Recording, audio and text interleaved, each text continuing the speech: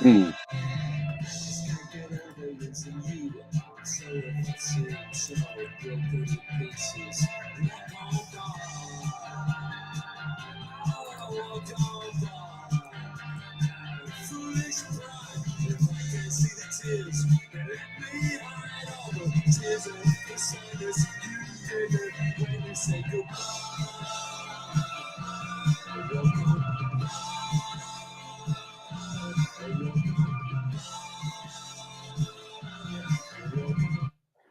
Hello, and welcome again to another That Album, joined by my friend Adam Broadway, as Adams have to stick together, although obviously I'm going under the pseudonym of Jet Grey today.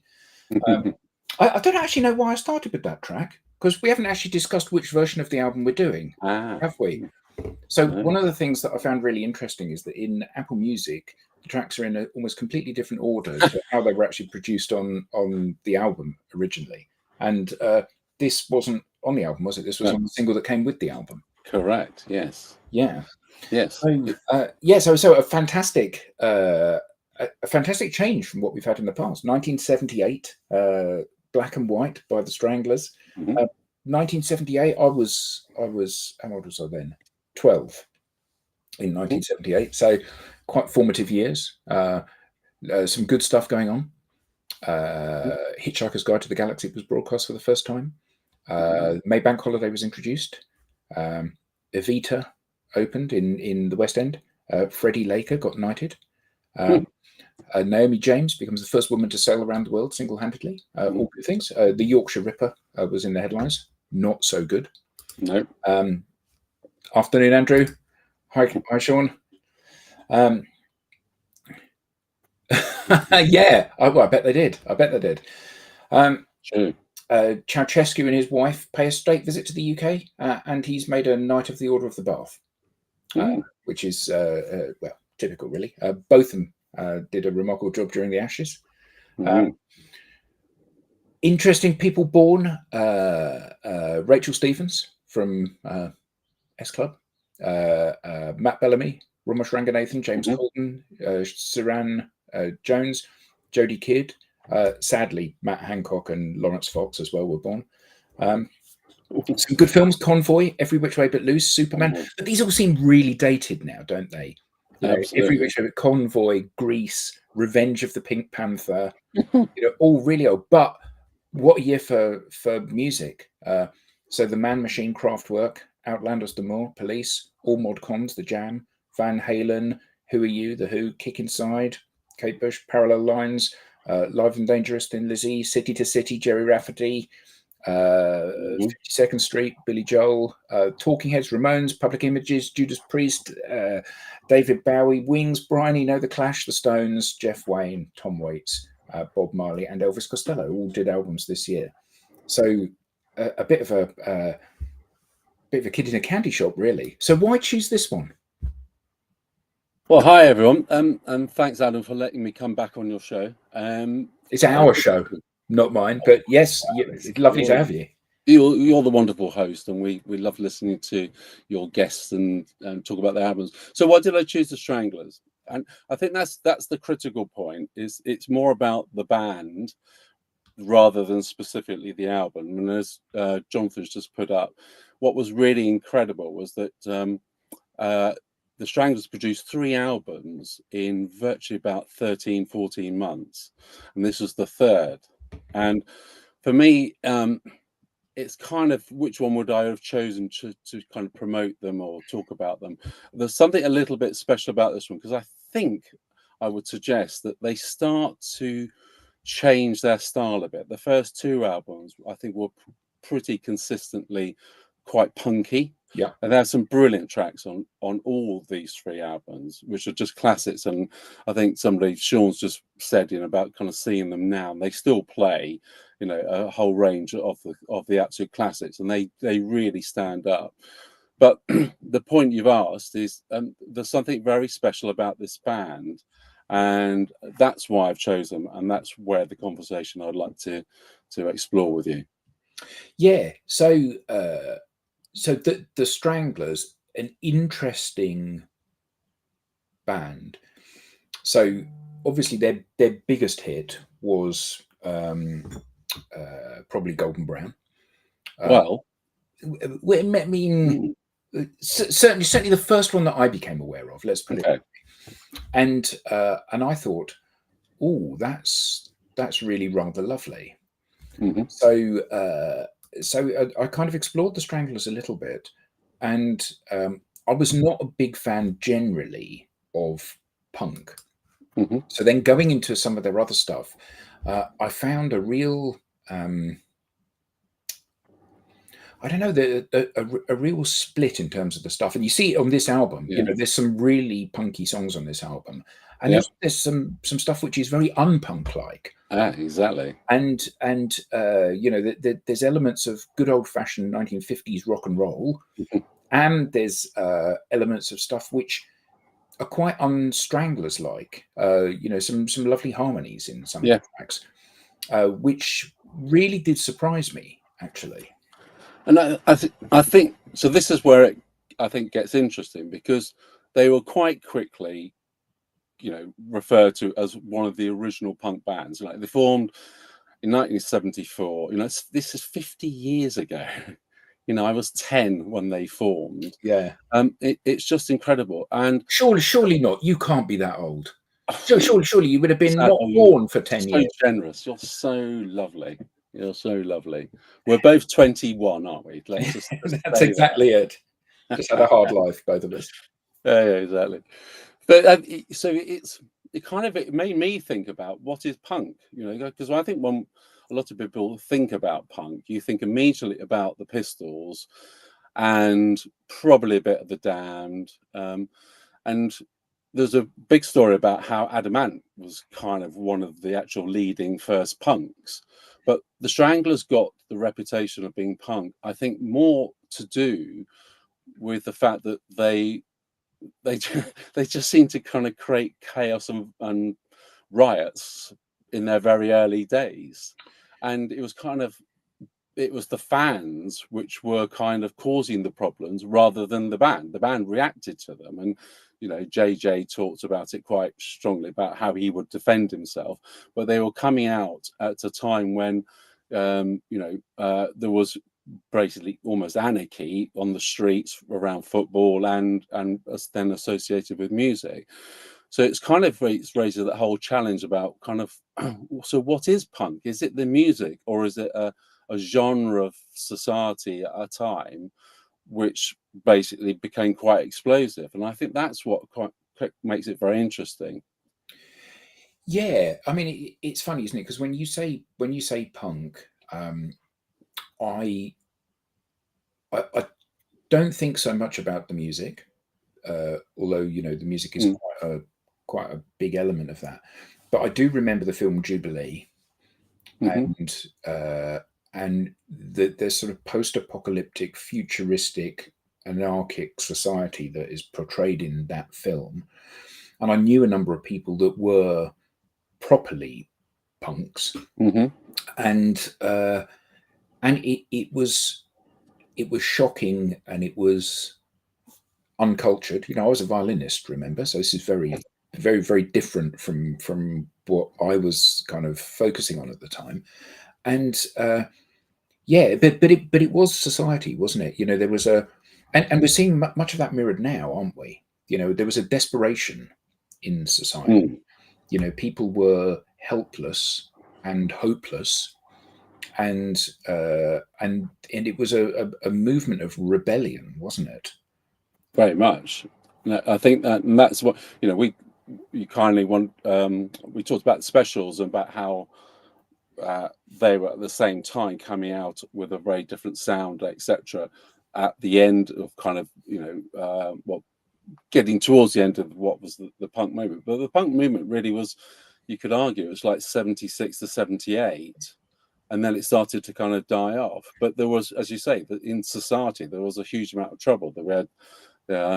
We had riots, we had industrial strikes, we had political unrest. All this stuff was kicking out, unemployment increasing significantly, and and people were very desperate. And I was reading some of the stuff JJ's got well, I'll come to it a bit, but he's got a book which has been translated, and he talks about some of the influences at the time. Reminds you of kind of what was going on. You know, like you said, they were going to Liverpool, and they were, you know, just seeing people, you know, literally begging in the streets for food, going to Glasgow and seeing people sell, you know, crockery and cutlery just to get their ends meet. It was very, very, very different. Well, is it different?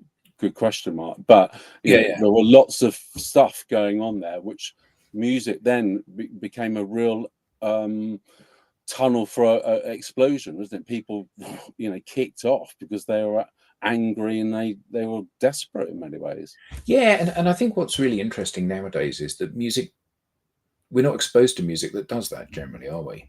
You know, so lots of this was in the mainstream, fairly mainstream. Certainly worked its way into the mainstream. Whereas now everything is so sanitized, isn't it? Yeah. Almost all of the bands that get airtime are mass-produced plastic bands that have been created by Simon Cowell and his you know, people like him. And that's a really valid point, Adam, because again, looking back and reading some of the backstory to the band, you know, one of the things, hopefully we'll talk about some of the band members, but the band were quite old. They were, you know, Jet Black, for example, was a professional drummer and a businessman when he came in the band. He was in another band with Hugh Cornwall, and so they were, you know, quite well professed professional musicians, older than some of the other bands that were around at the time who were young teenagers. And I think that's quite interesting. So, but that in many ways caused a problem because arguably the Sex Pistols and the Damned were quite formalized by the music industry, whereas the Damned weren't, and actually they hacked off quite a lot of the journalists actually turned against them, and that kind of just made it even more of a bit of a bombshell. They suddenly kind of, you know, they were very different, and so people, you know, they weren't getting the press highlights and things like the other bands were, and so they were reacting to it. Yeah, absolutely.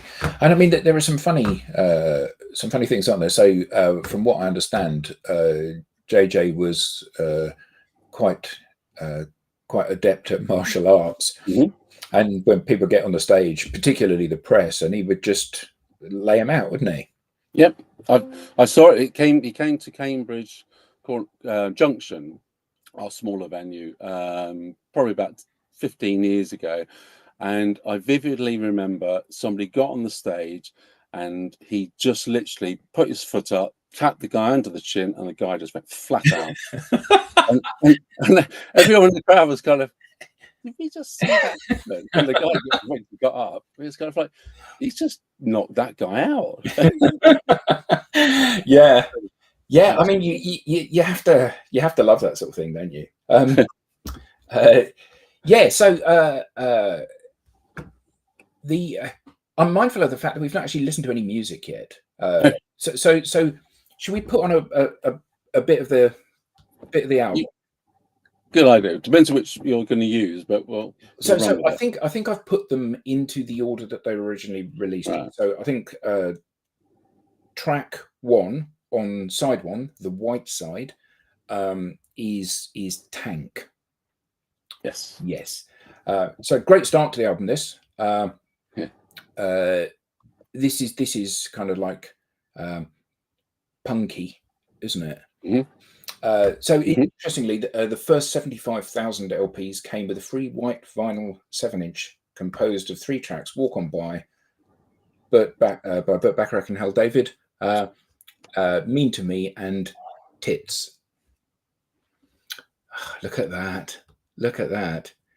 You are an old punk at heart, aren't you? Yeah. So, old, young punk at heart. So here we go, Tank.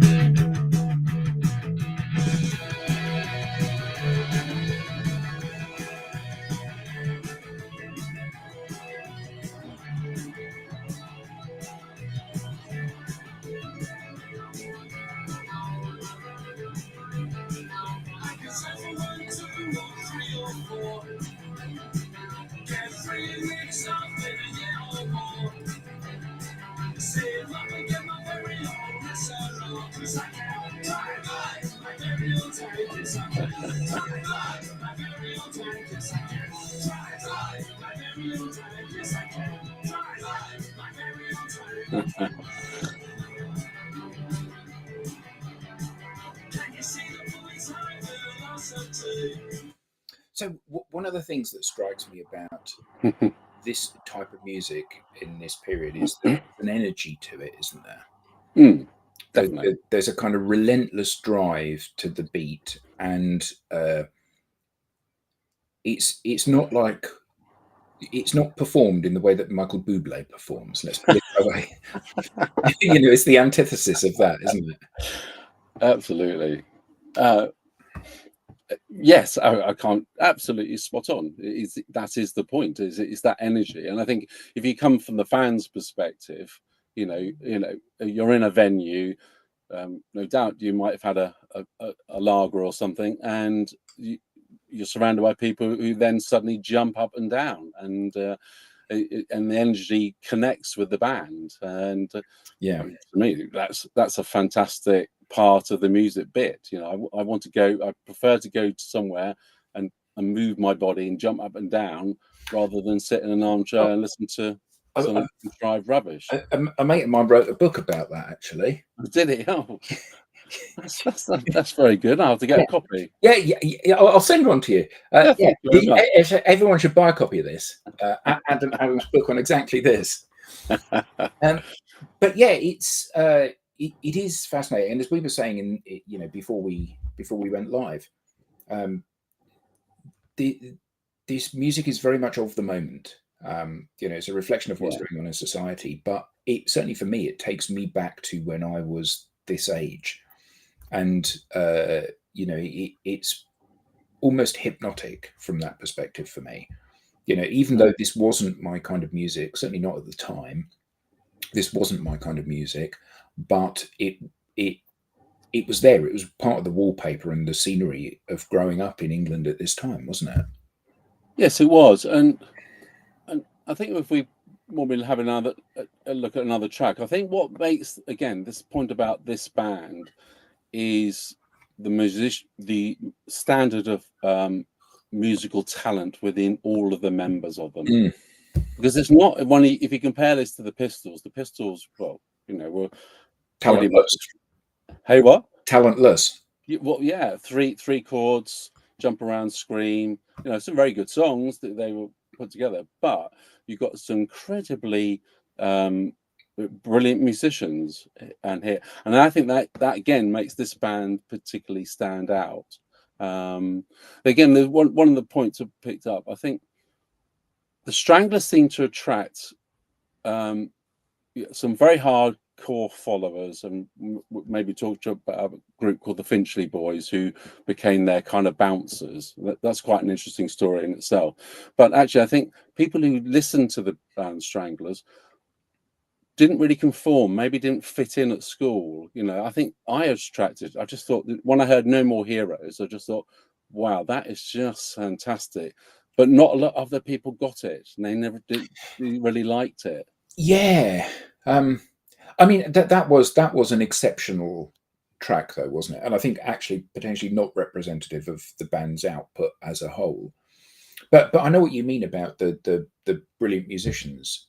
Brilliant musicians, but they hide it a lot of the time. And I mean that without any sarcasm there. There's very little showing off going on with what they're doing. And every now and again, they do something and you go, that's quite good, isn't it? Yes. Yes. So let's go on to the next track, which I think on the original was nice and sleazy. Yep. Funny story about this, which you no doubt will know, that when they performed this at Battersea Park in 1978, they booked some strippers to go up on stage. They did. Very nice. But this is kind of from a sound perspective. This is typically Stranglers, isn't it? Yes. It's got that organ, which trademark organ sound, and the sort of thrusting bass and beat of it that kind of drives the track forward. So nice and sleazy.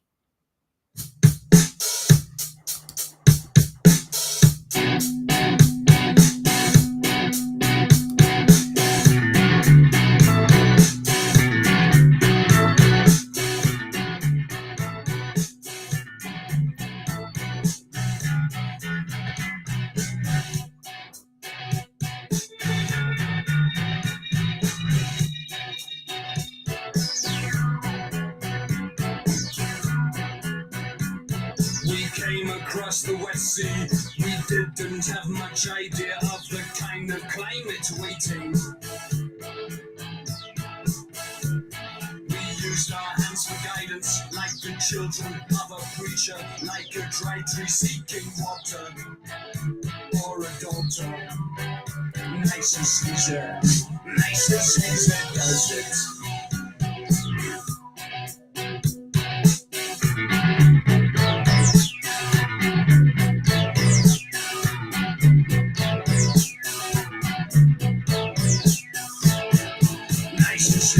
Nice and sleazy, does it every time. Great, absolutely great. And for me, one of the high points of the album. Absolutely. And again, if you think again, the music, compare that to the first one, you know, there's a very, as you say, very, very strong rhythm here. It's almost reggae style, isn't it? It's a very offbeat piece going on, driven by, I think in this track, more around JJ's bass playing, you know, Jet Black's kind of very, very steady kind of drumming. But I think this is one of the classics. There's a really good, interesting story about how this is linked to, they went to Amsterdam, and JJ got very kind of connected to the Hells Angels. There was always this battle about who was controlling who. So the band would fall out with the bouncers because the bouncers wouldn't let the fans engage, and JJ tells this fantastic story about how they were in Amsterdam. The Hells Angels kind of looked after them, and they were driving out of a particular town. They got pulled over by the police, and one of the Hells Angels said to JJ, "Will you just hold this bag of cocaine for me, or heroin, whatever it was, just while I go and talk to the policeman?" The plane talks to the policeman, and then they just carry off, and just they get them escorted out of town. You know, just madness. You know, about what was going on behind the scenes. But musically, again, this to me really, it's just each one of them have a very distinct role, and they're brilliant at what they were doing. Yeah, absolutely. So track 3, Outside Tokyo. This I thought began quite Golden Brown like. You know, and you can waltz. Yeah, absolutely. And this is a lovely, and this is what I think is so lovely about listening to albums in their entirety, is that you get to see the transition from one track to the next. And this is a lovely counterpoint to what went before, isn't it? Yeah, very true. So Outside Tokyo.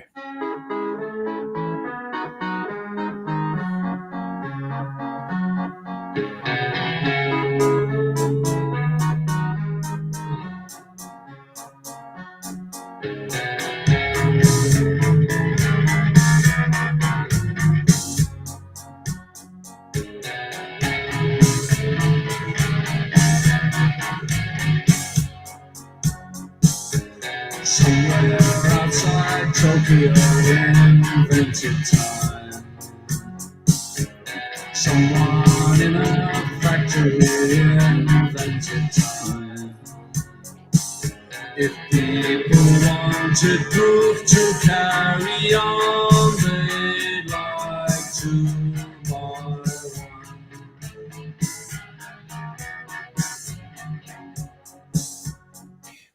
It's really interesting, isn't it, when you listen to the lyrics of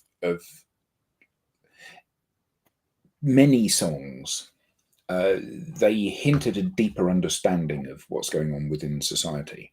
So now, you know, with the advent of social media, lots of ideas about time, for example, which we're talking about in this song, being a construct of the ruling elite, because you have to go clock in and clock out at a certain time. Whereas, you know, in the days of old, you would be driven by, you know, the rise and fall of the sun. All of a sudden, we've got a different way of measuring this, and I think that, you know, it's really interesting, isn't it, that often the lyrics hint at a deeper understanding of what's going on. People that have taken their head away from the grindstone and looked up and seen what's going on. Yes, yes. Yes, and that's really interesting, isn't it? And I think well spotted in that connection, because I think sometimes, you know, when we read the lyrics, you think, I'm afraid I don't quite get it. and I think one of the things about Stranglers were quite regularly they're taking the piss. They're very sarcastic. They're very. Someone described them as like kind of Monty Python, fooling around. Yeah. And some of their tracks, bluntly, if in today's more PC and more aware world, people would be having a right go at them because they just think that's just that you can't say that anymore. Yeah. But yeah, so that again, that's that wonder of that insight of what was going on around, and I think it gives them real value, in my opinion, about why they're such a good band. Yeah, absolutely. So, and I'm mindful that we've got a lot of tracks to cover, so we need to keep moving. So we won't bother with "Mean to Me" for the moment because that crops up on the single, and it was only released, I believe, on the original cassette version of the album, so not on the album. So Sweden, All Quiet on the Eastern Front. I mean, just the title of that is quite interesting, isn't it? And yes, so another punky one, and I kind of and so again, so many things of music and songs and concepts of this era remind me of when I was young. right. I particularly love the lyric in here: "Too much time, too little to do," because that's not what life these days is like. Is it? But Sure. When we were young, summer holidays they went on forever, didn't they? Yeah, And just had an inordinate amount of time. But it's also interesting that this track is definitely a track of two halves, isn't it? Yes. So Sweden.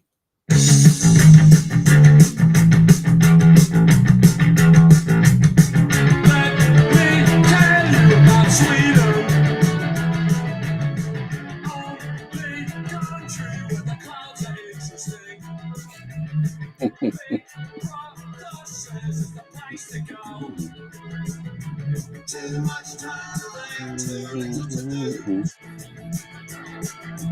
Too much time, too little to do.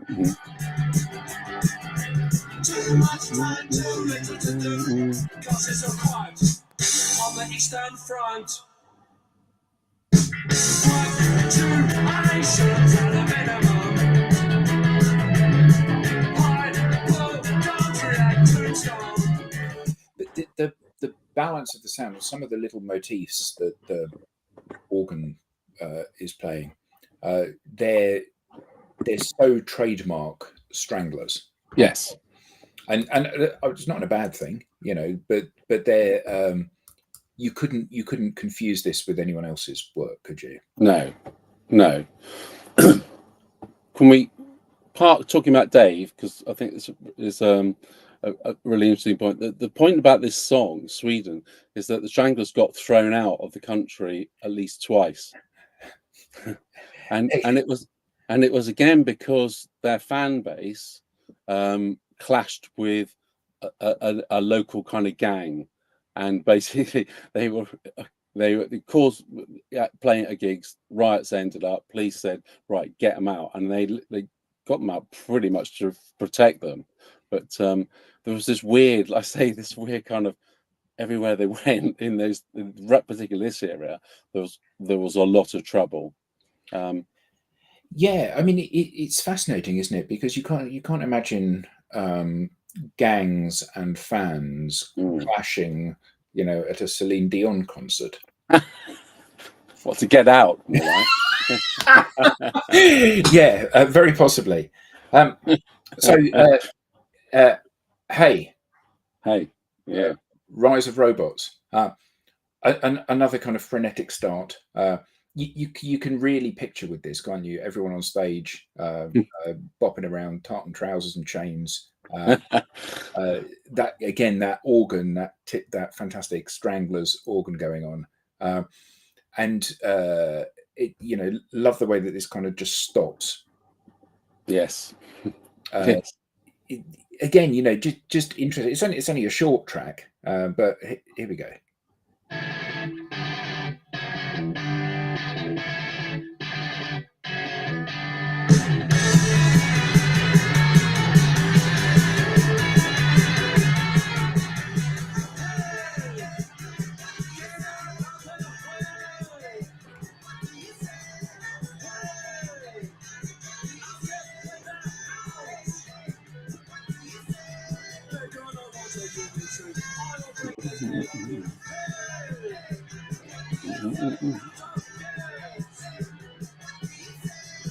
You won't have to freeze the fun. John or hours on the run. Just watch them. The rise of the God's a trend. Series F.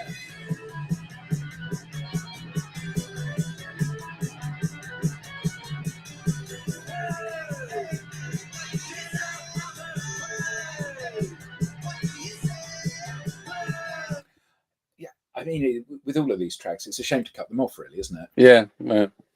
No, but I think what was, I was going to say at the beginning, like the beginning, kind of you get the guitar sound, don't you? So we've had a kind of start with JJ on the bass on a couple of tracks, and then suddenly you get the kind of Dave Greenfield taking over, and then but this one's actually kind of guitar-y, and then Dave Greenfield, and then kind of takes over. I think it's a lovely story about Dave is that apparently he had autism, and he was very difficult, and those who are on the spectrum and who have autism find certain situations very difficult. And whereas you could think that actually he's just jazzing and just what's the word for it when you just play around and Like improvising. Sorry, yeah, improvise. But his not. He's learnt these to the T.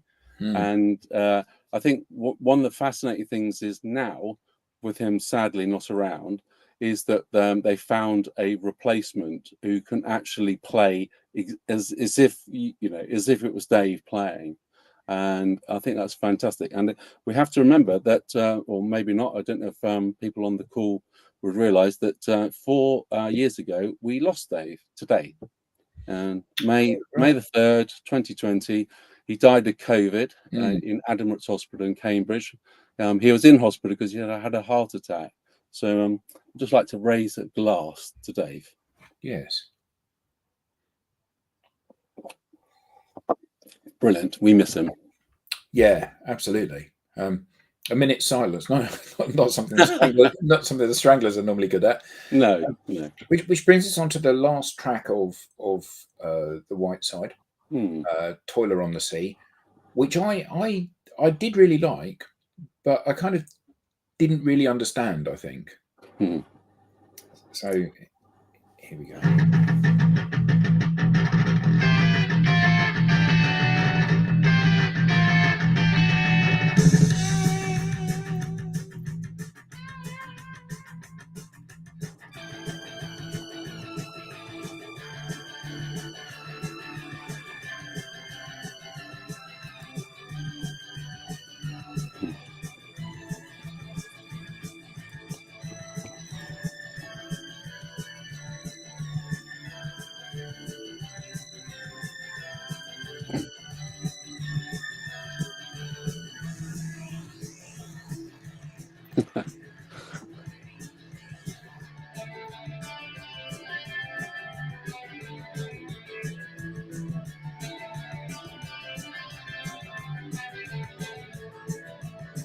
This is one of those points when you think these guys can really play, isn't it? Yeah.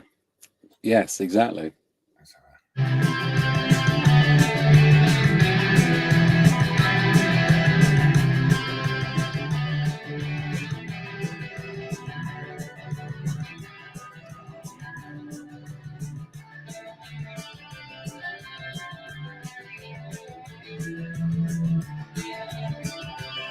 Yeah, so I mean, it feels to me almost like a bit of padding in the album compared to some of the other tracks.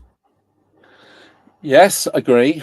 Apparently, there's a bit of a story about it. There's a proposal that this is about Hugh Cornwall and his sexual activity and being, just going around the world, womanizing. And whether it's the case, I don't know.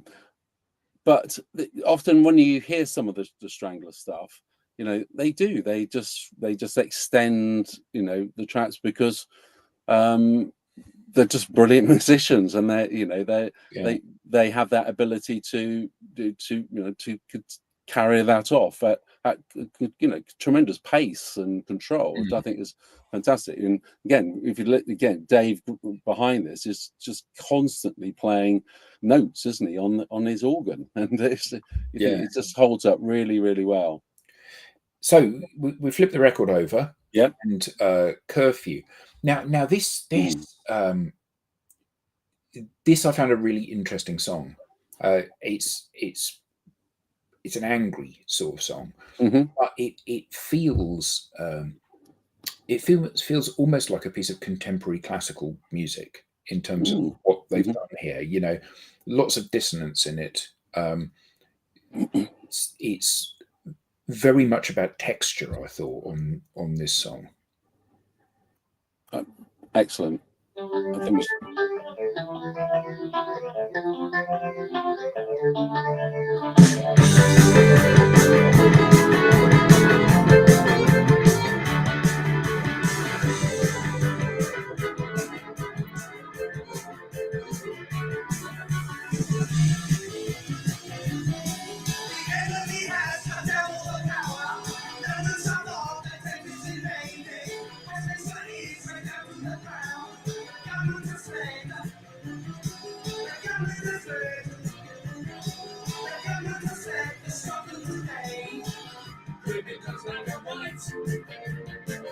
Is it true what they say?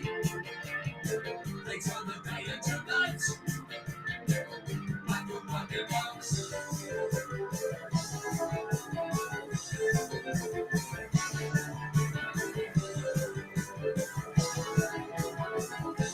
So a great start to track 2, to side 2. Side 2, yeah. Absolutely fantastic.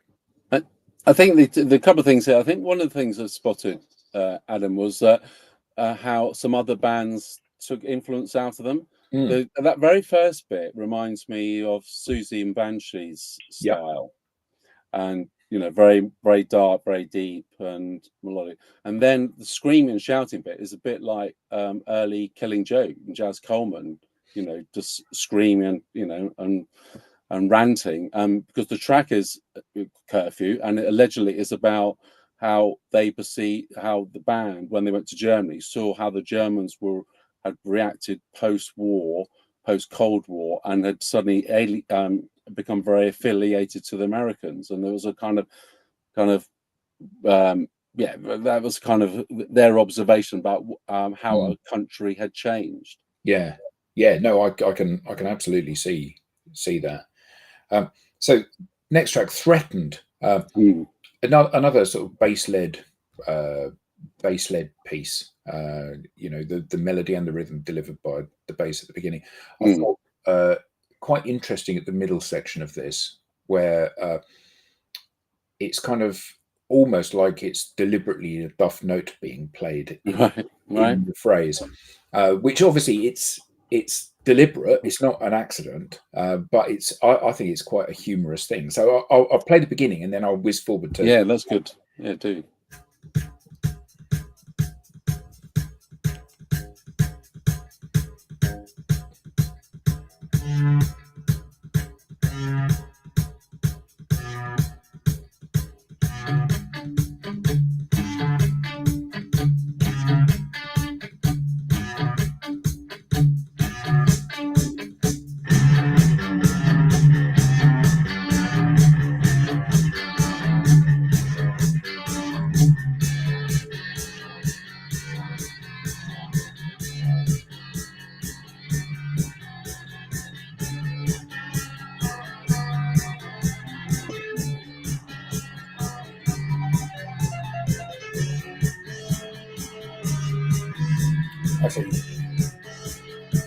There. Yes. It's just not the note you expect it to be. Okay. So I'll whiz it forward to where it happens repeatedly.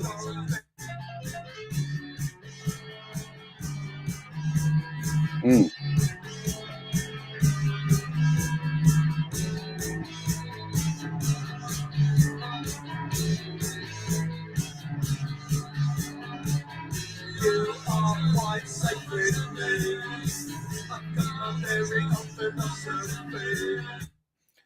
I mean, this track just made me smile.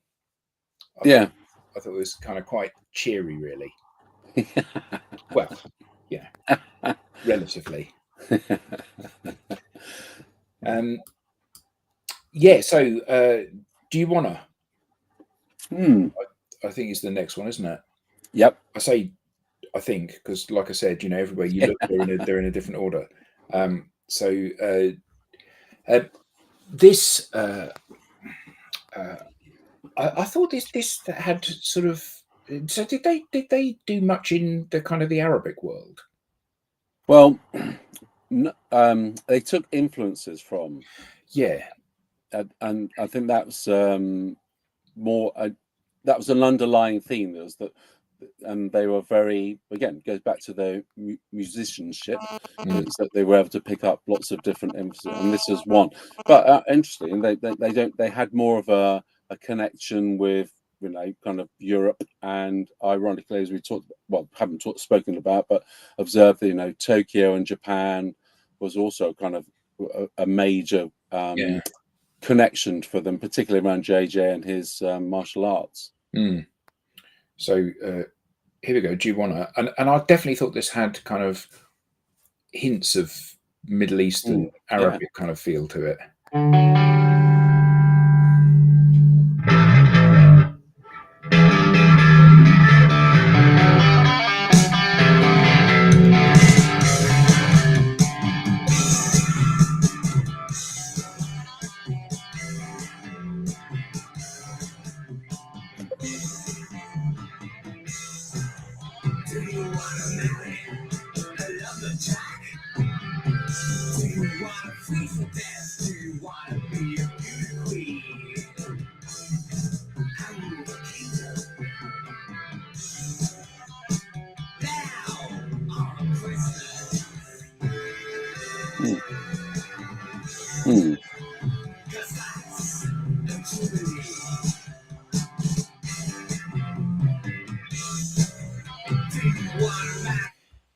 I think that the more of this I listen to, the more I think they're not afraid of challenging the audience, are they? No. There's no simplicity in any of the stuff that they do. No, and fair enough. You know, absolutely. Yeah. You know, they obviously did very well out of what they did eventually. I think as they got more and more recognised and the media started to accept them, etc. But yeah, they were making statements, and they were not worried one inch as to where that would land and how it would be felt and received. Yeah, so, absolutely. So on to Death and Night and Blood. What have you got on this? Well, apparently it's a quote from somebody who I'm not going to be able to pronounce very well, who's from Japan, and it was apparently it's being misinterpreted about homosexuality, misogyny, and it got very messy about this particular person and their kind of private life, and so that apparently is the backstory. And the person who they're referring to actually ended up barricading himself in an office because of what was going on, and ended up committing suicide. Why you would write a track about it, I would love to talk to JJ and ask. And ask. Yeah. So what was it? What prompted that? What? Sorry. Yeah.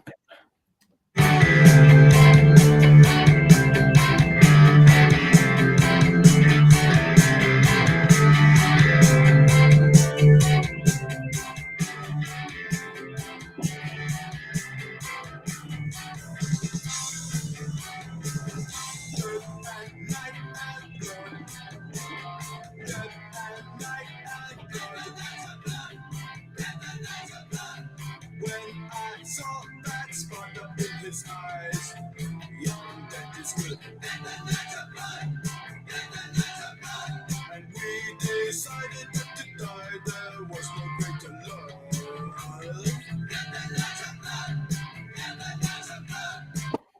Yeah, it's kind of much more punk-like, isn't it? Typical punk-like. And you know, the next track, Enough Time, this is such a stark contrast to that, isn't it? This sort of really Kraftwerky, I thought at the beginning. Yes, there is another track, In the Shadows, which you'll come to, no doubt. But I think it's, I think that's the one after this, isn't it? We need to consult, but anyway, let's do Enough Time. And I'll look it up. Oh no, you're right. In the Shadows is next. Damn, sorry. It's all right. Here we are. Which is back 4 tracks actually on Apple Music. So here we go. In the Shadows. I was wrong. Yeah, I love the kind of farting sounds in this. And I think again, you know, what's quite interesting is that the beat at the beginning is quite kind of confused and complex, isn't it? It takes a while to kind of resolve itself to something which is more obvious as a listener.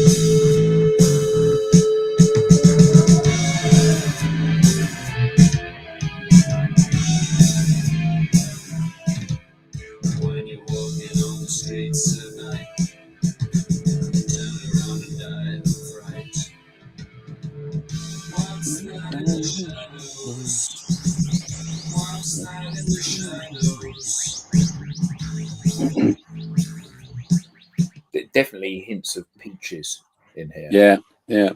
Well, this was the B side on No More Heroes, and I always remember because that No More Heroes was probably one of the first singles I bought, and and this was the B side. It always reminds me of Susie when I think she brought out Hong Kong Garden, had a track called Voices on the other side of that, and they're both that kind of, they just brilliantly sum up. You know, you bear in mind the time, you're thinking you wouldn't walk down an alleyway, would you, and in the dark and have this playing. You'd be pegging it quite. You would be walking briskly, to say the least, wouldn't you? You'd be getting out of there. So last track now on the main album, Enough Time. So Kraftwerky style, contrast to the previous things. Interesting Morse code message. Do you know what the Morse code says here? No, please. It says SOS. This is planet Earth. So this is so cool because this is exactly what we should be sending out now. SOS. This is planet Earth. We are fucked. Please advise. Is what it says in the beep beeps at the end of this, which just made me giggle because it was brilliant. It was not immediately apparent that it was Morse code. Right. And then when it became apparent that it was Morse code, obviously I had to Google it and find out what it was. and that was it. So here we go. Brilliant. Brilliant spot. Well done.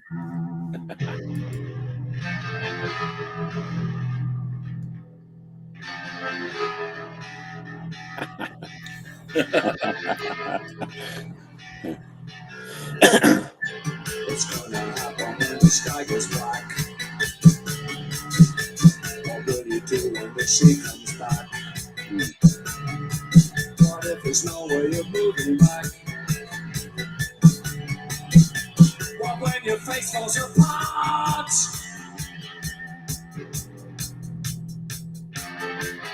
Have you got enough time?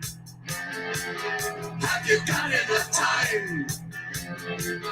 Have you got enough time? You're drifting out like a child who's lost. He's looking for a better way. You're moving like a coin in the air. But when your face falls apart. So I'll try to find the Morse codey bit. Here we go.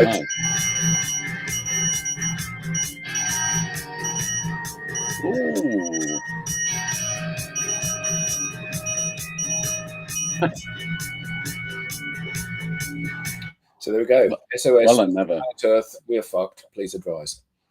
Well, that is a fantastic find. Well done, sir. Yeah. Well done. Well, and it's a great way to round out to round out the album proper. But the single that came with it, I get why you would give a bonus single out, but I mean, this is so the first single or first track on the single is "Walk On By" Baccarat, which this is one of the best covers I've ever heard. This is just absolutely brilliant because, isn't it? I think one of the challenges with cover versions, particularly of songs that are really well known, is that it always sounds like somebody else's. Like I'm copying you doing it. So even if the person that is first performing the song wasn't the writer of the song, so a good example of that would be "I Will Always Love You," written by Dolly Parton, owned by Whitney Houston, performed subsequently by Dolly Parton, and she acknowledges it's not my song anymore. Right. And I think that this is one of those where someone has taken the song and really owns it. I would just absolutely love this. If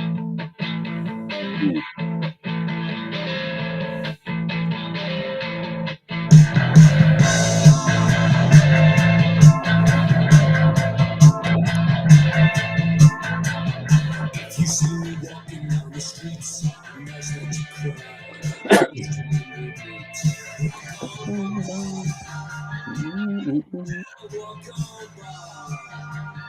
Make believe that I can see the tears. Let me be on private. Cause each time I see you, I just want to cry.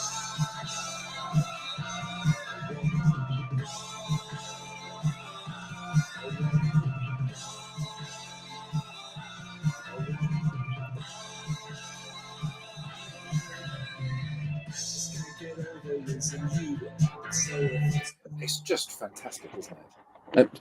And it's interesting because this is a set list.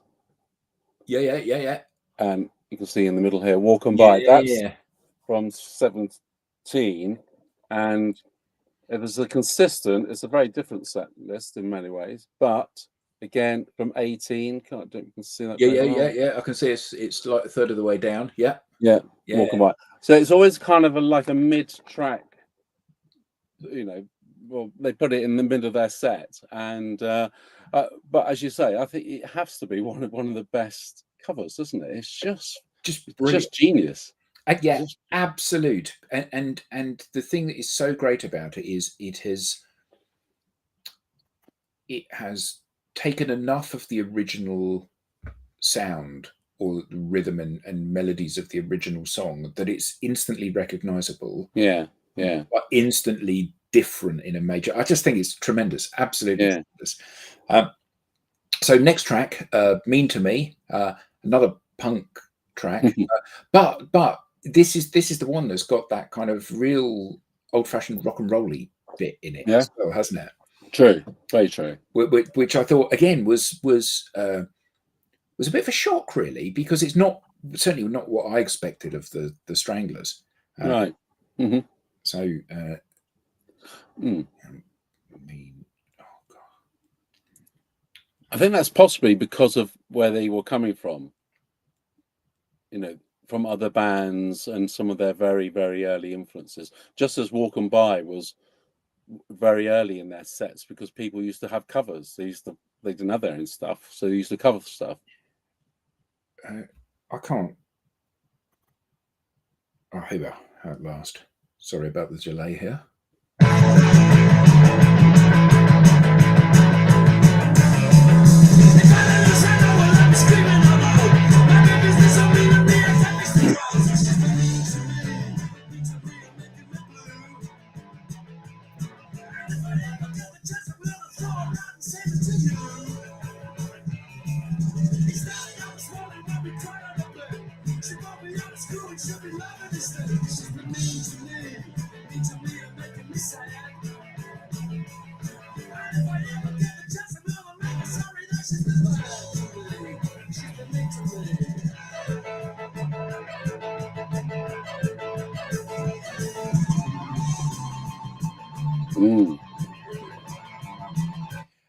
Just brilliant, absolutely brilliant. I bet you're going to play that one later, aren't you? You're going to pick up one of your many guitars. No. I've got keyboard here. That was me on the keyboard. Oh, lovely. No, it won't, sadly. but absolutely fantastic. And you know, the contrast on the single is just so lovely to the album, isn't it? Yeah. So your point earlier about, you know, so what we've had proper punk, we've had a bit of rock and roll, we've had waltz, you know, all within the space of, you know, an hour of clips. Yeah, absolutely. And it brings us on to the last track, Tits. You're probably not allowed to put this on, are you? I'm not sure. Well, I'm not sure you are. So your point about earlier about you know, lots of the stuff and the message and the lyrics and the way of delivering stuff is just not appropriate anymore. And I guess to a certain extent, this is that, isn't it? You know, the lyrics, she's got 36, 24, 36 hips. That was the size of her tits. Is infantile boy humor of the time. Yeah. But I mean, it's a nice song, but I think it's it just seems very out of place now, doesn't it? Yeah, absolutely. I don't think I've ever heard them play it. You'll be pleased to hear. Really? Should we have a little burst of it? Little burst. Respect our audience.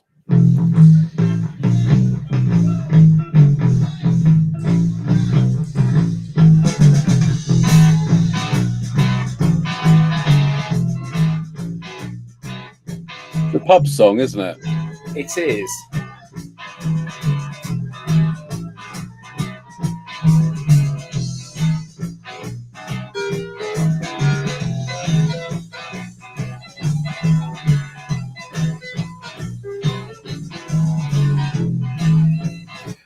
I guess that it's, you know, listening to it, it's a bunch of guys that have had a few drinks and are just having some fun on stage. And I suspect that they wouldn't. I mean, the fact that you've never heard them play it, you know, they wouldn't do it anymore. At the time, it was completely acceptable. At the time, the Benny Hill show was acceptable. Well, there you are. I think there is a bit of a story about when it used to kick off at some of the gigs. Then they used to play this just to kind of just take the pressure off because people were trying to get on stage, and then actually you don't really want to jump around and sing to this, do you? It just dilutes the situation. So yeah, so quite a handy thing to have in their toolkit, I guess. Yeah, that's what they used to play. But I can honestly say it was not a week that I was looking forward to. I didn't think it was. You know, it was like all these things. I'm prepared to give it a go, but as I see time and time again, for me, a lot of this is about getting into the music, and the more I listen, the more it makes sense. The more it makes sense, the more I enjoy it, and so. There are some things that obviously, you know, the first time you put the needle in the groove, you go, yeah, I like this. But that's the rarity for me. You know, most stuff I need to grow into, I think. So, you know, it has been a good week. I have really enjoyed it because it's been a week of discovery.